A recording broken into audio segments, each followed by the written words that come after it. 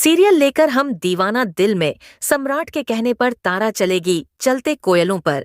जी हाँ, सीरियल की कहानी अब पहुंच चुकी है उस मोड़ पर जहां सच, झूठ और साजिश की लड़ाई में तारा को उठाना पड़ रहा है। सबसे बड़ा कदम अग्नि परीक्षा का। कहानी की शुरुआत होती है सम्राट और तारा के बीच एक तीखी टकराव से, जहां तारा पर लगाया जाता है एक ऐसा इल्जाम जिसे सुनकर किसी का भी खून खौल जाए। सम्राट, जो कभी तारा की मोहब्बत में अंधा था, अब उसी पर शक करने लगता है। वह सबके सामने चिल्लाकर कहता है, इस बच्चे का बाप कौन है? कहीं यह किसी आत्मा का तो नहीं? बनारस की भीड़ के सामने तारा की बेइज्जती की जाती है। हर तरफ से उठते सवाल, घूरती आंखें और एक ही मांग, तुम्हें अपनी सच्चाई साबित करनी होगी। सम्राट की मां सुमित्रा, जो शुरू से तारा को घर से बाहर करना चाहती थी, अब चाल चलती है सबसे घिनौनी। वह पूरे बनारस को जमा कर तारा पर दबाव बनवाती है कि अगर तू सच्ची है तो कोयलों पर चलकर अग्नि परीक्षा दे। तारा इस मांग को सुनकर सन्न रह जाती है, आंखों में आंसू, दिल में टूटन, लेकिन फिर भी वो खुद को कमजोर नहीं पड़ने देती। इसी बीच सम्राट भी उलझ जाता है। दिल एक तरफ कहता है कि तारा झूठ नहीं बोल सकती, तो दूसरी तरफ मां की बातों और समाज के दबाव में वह खुद से लड़ता है।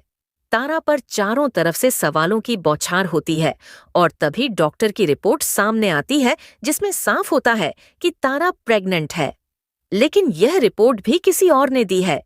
क्या वह असली है या फिर किसी साजिश का हिस्सा? तारा को अब खुद को सही साबित करना है, न सिर्फ सम्राट के सामने बल्कि पूरे समाज के सामने। अग्नि परीक्षा का दिन आता है। चारों ओर जलते कोयले बिछाए गए हैं और पूरा बनारस जमा है तारा को नजरों से गिराने के लिए। सुमित्रा मुस्कुरा रही है क्योंकि उसे लगता है कि अब तारा टूट जाएगी। लेकिन तारा सामने आती है, डरी हुई नहीं बल्कि एक शक्ति की तरह।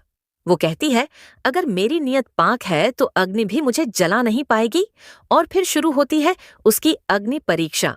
हर कदम कोयलों पर रखती तारा का चेहरा सिर्फ तकलीफा नहीं, आत्मबल दिखा रहा होता है।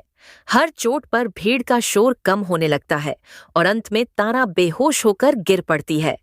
लेकिन एक नई इज्जत कमाकर सम्राट दौड़ता है तारा की तरफ। अब उसकी आंखों में अफसोस है, शक नहीं। वो तारा का हाथ पकड़कर कहता है, मैंने तुम्हें पहचाना नहीं, लेकिन अब तुम्हें कभी खोने नहीं दूंगा। और यहीं पर सुमित्रा की चाल उल्टी पड़ जाती है।